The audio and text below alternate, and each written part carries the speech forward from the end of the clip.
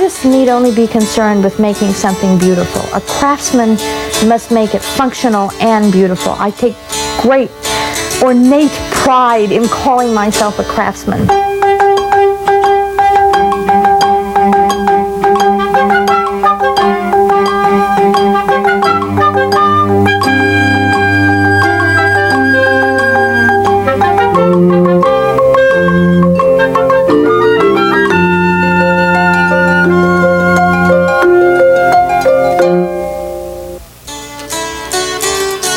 Quilts were not always thought of as precious heirlooms. Old quilts were long used to perform humble functions, to catch dripping oil beneath cars, to wrap around moist pipes, sometimes to protect furniture during moving. In recent years, we've come to reassess quilts as fine and valuable art as well as craft, as collector's items, even as historical records. I'm Barbara Lee Diamonstein for Handmade in America. Sandi Fox, who lives in Los Angeles, the maker of dazzling quilts, has an unusual combination of talents.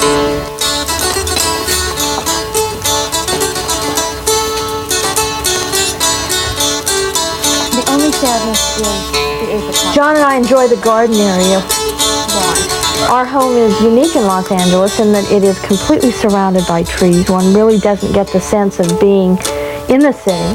It is a house that I hope presents a picture of people who are interested in a number of things: good books, good music, beautiful textiles, warm things that tell something about us. Sandi hopes to further awaken the country's appreciation of quilts and the people who are actually making them today by bringing both out of attics and workrooms and before the public. I grew up in Nebraska sleeping under typical mid-1930, 1940 quilts until I was a freshman in high school at age 15. And bicycling along the beach, I saw wrapped around a refrigerator being moved an absolutely incredible piece of textile, if we could use the term art.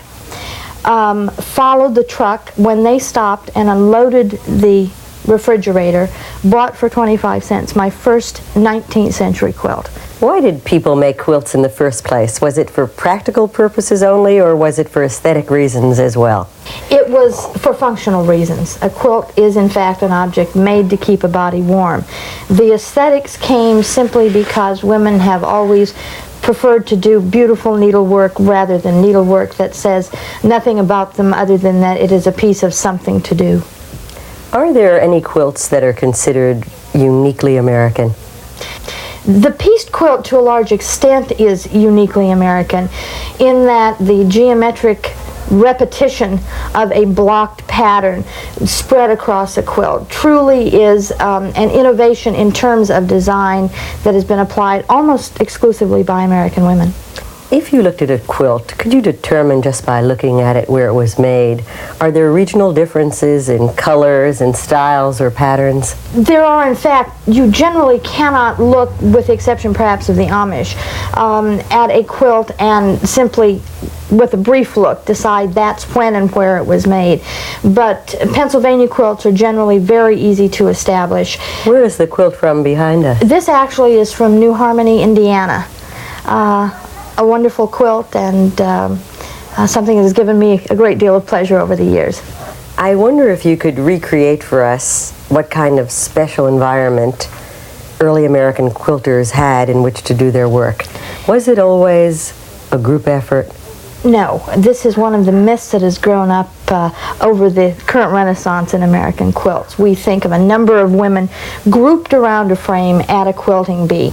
Although quilts were made in groups, generally the masterpiece quilts were, as with almost any craft or art form, uniquely individual efforts done in solitude and contemplation. It's possible to read a quilt, I know, because I've read it and you've told me so. But what can we learn about historical and economic developments in this country by looking at 19th century quilts? How much also does a quilt tell us about the life of its maker? It generally tells us a great deal. Sometimes, of course, we are lucky enough to have a quilt physically signed and dated. At other times, letters, diaries have come down with the quilts. But simply looking at a quilt, establishing the fabrics in it, can establish the social class of the woman making it, whether it's of a beautiful brocade or a rather humble cotton, which happens to be my preference. Of all the thousands, by now it must be tens of thousands that you have seen or read about, do you have a favorite pattern or variety of quilt? I have always preferred the pieced quilt. It, to me, indicates a greater use of material at hand, a greater technical challenge. The woman who was making a quilt had a number of directions in which she could go. She could either applique a piece of fabric on to get a very literal interpretation of a leaf or a flower or a figure, or she could cut small pieces of fabric and work them into something that didn't look like anything but evoked something very meaningful in her life. So that, for example, an ocean waves or a flying geese would be a very simple geometric shape, but that shape would be known instinctively to quilt makers across the country. The pineapple is a long-term symbol of hospitality, and it recurs in many quilts. What are some of the favorite symbols that you use and that you like? Probably the two that most appeal to me are flying geese or the log cabin quilt. I like to remember that when the early American quilt maker was developing her geometric patterns, she had to draw inspiration from what she saw around her. We are not talking about someone with a design background, so that when you see a row of flying geese, which is simply a row of triangular shaped fabrics, we are seeing in abstract forms what she saw as she looked up into those New England skies, rows of ducks and geese flying clear across them. That was her interpretation of what she saw. So what are contemporary quilt makers to do? Will they have 747s or Hondas instead of flying geese? How do you reflect the computer age in a traditional art form? There are already a number of quilts being made which do exactly that. They are almost always pictorial in form, but of course we had pictorial quilts in the 19th century. They might represent figures, forms, political or family events. They were literally small vignettes of what was happening at the time. I think we will always go back for the most beautiful quilts to the geometric designs, just as we go back in all crafts traditions to simple shapes, the simplicity of wood or the fine curve on a piece of ceramics. I think there will always be a place for simple, pure geometric design in all American quilts. What is your own method of designing and making a quilt? How do you begin? I generally begin with the fabric, or a suggestion to me of a particular pattern that fabric recommends itself to. I never teach a course in color or design, mainly because I want quilts that have a naivete or spontaneity that, to me, is a hallmark of the 19th century quilt. I literally begin by cutting out squares, rectangles, whatever are contained in that geometric pattern. I cut out the fabric, I sew one block together, and if that works, I sew other blocks together. Sometimes I will work only with a large area, almost a central medallion, which is really a form of an 18th century quilt. Once the central area is done, I begin sewing on a variety, generally, sometimes more or less intricate, of the bordering. When I decide that's done, I put on an initial binding. I then put a back down, add a cotton back, put the top of the quilt done, stand back and give it a loving look, baste it, and then begin quilting. And quilting is really the most overlooked part of 20th century quilts. They look upon quilting as something that's simply going to get the whole thing together, when in fact the act of quilting, that linear step of holding them together, is the frosting on the cake. It adds dimension to the quilts and a whole new linear line. Why don't we talk about how you like to work? You're known as a lap quilter. Is this a usual way of working? Does that mean you can work any place, any time that you'd like to? Yes, and I do. I generally work throughout the house. which is where, of course, 19th century quilt makers worked. I do not have quilting bees. I do all the work by myself. I obviously don't use a sewing machine. We wouldn't even mention that word. How can you tell how old a quilt really is? I always like to say that you go through the standard things, which means you look at the fabric, you decide what era the fabric would have been made in, you look at the batt that was used, the pattern name, the quality of workmanship. What's the proper way to care for a quilt?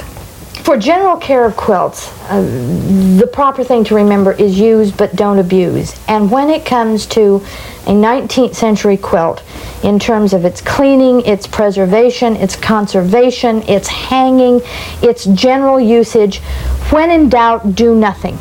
Cotton, the beauty of cotton is that patina that it attains when it is a used piece.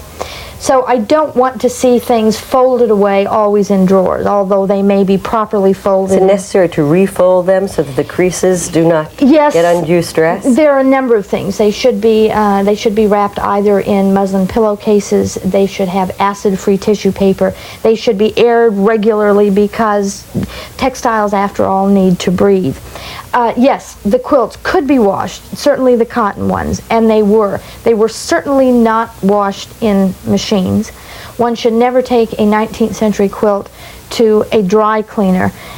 If you have a quilt that is valuable to you either in fact or in sentimentality, go to someone who is either versed in conservation or can give you directions as to how to proceed. What makes a quilt valuable to you either in fact or in sentimentality? As with many craftsmen, collecting beautiful quilts that I might otherwise acquire, has now gone beyond my financial capacity to acquire. The good thing is that I have always been drawn to quilts for a sentimental reason. I do not like a quilt in mint condition, which is what most collectors prefer. I like to see a little frayed edges. I want to know that bodies were kept warm, that it was passed from one generation to another, that it was in fact a functional item. That sentimentality, fortunately, comes at a slighter dear price than something that is in mint condition and is only graphic. Well, you have surrounded yourself with a number of beautiful things. Tell us something about the range and variety of things that you collect.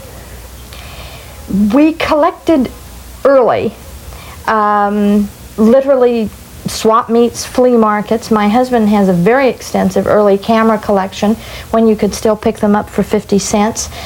Some of my favorite American tins, if I paid 50 cents, I was... Tins, boxes, Union Leader, cut plugs, Pedro cut plugs, American advertising, my collection of Edgeworth tobacco boxes. Probably my all-time favorite thing was the Rosewood Square grand piano, which I found on its side in a garage. When we found that it was going to cost $900 to rewire it, we decided at that point I would learn to live with it for a while. And after 20 years, I find that no matter how badly out of tune it is, I don't want it sounding like a beautiful Steinway. I want it to sound as I've grown to know and love it.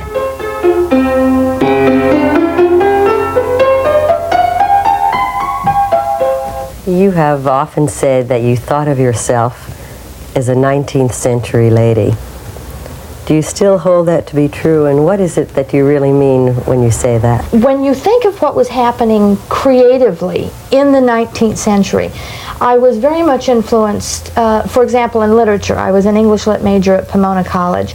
If we look at the same time American women in the early to mid-19th century were making these incredible... They were coming up with abstract textiles long before European artists conceived the idea. Then by the middle of the 19th century, we have the whole American West opening up, and the part that women played in the establishment of it. It was a time when people had control of their lives, and it is that control, that sentimentality, that regard for things that you can do with your own hands that draws me more and more tightly toward the American quilt. I know that Quilt makers often had control of their own designs as well, so much so that they often intentionally included an error in the design. What was the reason for that? Actually, it's a universal reason, and it goes by a number of names, generally called a religious error. We are, in fact, sitting in front of a religious error. If you look just behind my head, you will notice that one of the blocks, rather than being blue, is made of a completely different fabric. The lower left-hand corner is all white rather than blue, exactly, like the rest of the quilt. That religious error, although usually it is a simple turning of one piece of fabric, is there for the same reason an Oriental embroiderer will deliberately misconstruct a stitch. An East or West Indian weaver will always make some slight error in the weaving. It can be thought of as a mark of humility. Only God can make something that is absolutely perfect. We find it in all media. I think it's particularly exciting when we find them in American quilts. Do you shop around until you find the perfect material, or do you save scraps like your great-great-grandmother? Do you have your own rag bag? I almost never buy particular fabrics for a particular quilt. I see a fabric whose pattern, whose color, whose feel sort of draws me, and buy a couple of yards. I go in the opposite direction. I draw inspiration from colors that are in front of me, just begging to be sewn together. How much does it cost to make a quilt? It depends, of course, on the size. If you're talking about a large quilt, you probably can be talking anywhere up to $100. It depends on, from one week to the next, what the cost of cotton has gone up to.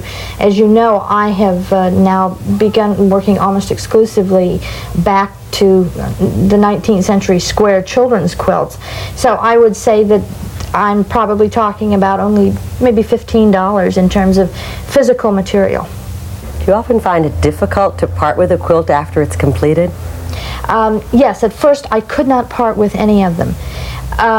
Then I saw the pleasure that people got from handling them, from looking at them. It is that same sense I mentioned before, to know that in other families, as it goes by airplane across the country, in other parts of the United States or abroad, a little bit of Sandi Fox is being carried along and appreciated. I'm very selective about who gets a quilt of mine. Do you think that quilt making is an art or a craft, or does it matter how it's referred to? As you know, I call myself a craftsman. I therefore offend those who would prefer I say craftsperson or craftswoman. I also offend craftsmen who wish to be thought of as artists. And artists need only be concerned with making something beautiful. A craftsman must make it functional and beautiful. I take great ornate pride in calling myself a craftsman. And I'm fortunate that I am now in a period during the 20th century in which one can say the word craftsman without having to fall back on, well, I'm an artist, so pay attention to my work. What are the patterns that you make most frequently? I love the log cabin. When you think that the log cabin itself was really what opened the American West, because a man by himself, just one man with an axe, working away from the seaboard, eastern seaboard, out into that piney woods, could literally put up sufficient shelter for his family quickly enough to protect it. And as those cabins were being built, at the same time, the American quilt maker was developing what is to me the classic American quilt pattern, a log cabin quilt. It's very geometric form based on the same principle, simple strips of logs, or in this case textiles, surrounding themselves. And of course the endless variations, whether it be straight furrow, barn raising, zigzag. I think visually it's one of the most exciting patterns, and to me, simply because of the connection with the opening of the frontier, especially, one of the most meaningful historically. You have some older textiles that are sitting here between us. Can you tell me what this is? This is a wonderful piece because it's one of those unanswered questions. Is there paper in it? Paper. It's in fact an English method of piecing, in which initially all of the hexagons were instead of simply sewn one to another as we usually piece, they were sewn around pieces of paper. I brought this one out to show you because paper, of course, was very precious in those days. So the woman would take her young child's composition papers, and when he was done, she would cut them into her hexagons. The wonderful thing about this one is that in the writing that you can see on each of these, sometimes just a letter of the alphabet written over and over, whether by direct design or a quirk of faith, I don't know, but on one of them there is the word life, on another one there's the word death. That's one of those unanswered questions you think about in the dead of night. You said there was writing on the back of this, but I can see here that there is another kind of writing. What sort of quilt is written on? And there are words on these as well, and those aren't very familiar. This wonderful deer quilt, very shabby. As you can see, the baby used this. This was signed, I am sure, with the baby's name as opposed to the mother's. And it's particularly meaningful to me because it's signed Antonia V. Griswold. And Willa Cather's My Antonia happens to be one of my favorite pieces of literature. These, on the other hand, are a wonderful Christmas present from my husband. They are friendship blocks, an unfinished set, never put together, made before the second half of the century, around 1846. They were made for a favorite teacher, and everyone would sign them in the center, so that you are getting, in this particular set of blocks, the different ways of signing, because by this time they had ink. Some of them done were stamped wonderful. Some, as you can see, came out better than others. 1845. That's right. These were done in 45 and 46. The wonderful Spencerian script. Did you ever consider piecing these together? No. I never pieced together blocks that have come in this form or quilting a quilt top. That would be like going up to Gilbert Stuart's George Washington and finishing a bit of the bust line. I mean, this is to me exactly what it is. A set of blocks that were made for a purpose. It bound friends together. My hand on it would simply not be appropriate to me. Said that more people than ever, and it's evidence to us as well, are turning now to a love of items that bear the imprint of someone's hand. There are imprints, not speaking psychically at all, simply to know that a man used this as a favorite box. I have a wonderful little tin, and in it is a message that reads in very ornate Spencerian script, Dear Anne, this is the box in which our mother kept her favorite blue beads. It is all I have to send you now. Particular objects meant things to people, and if we allow children to grow up having around them only those things that can be replaced when they break, we're going to have a generation of people that don't understand the true meaning of the beauty of things handmade.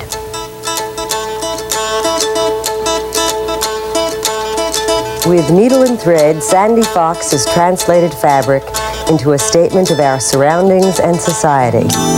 Her finely crafted quilts, like those of her 19th century counterparts, add to our history. A history that, as a curator, she is trying to preserve and exhibit. I'm Barbara Lee Diamonstein for Handmade in America.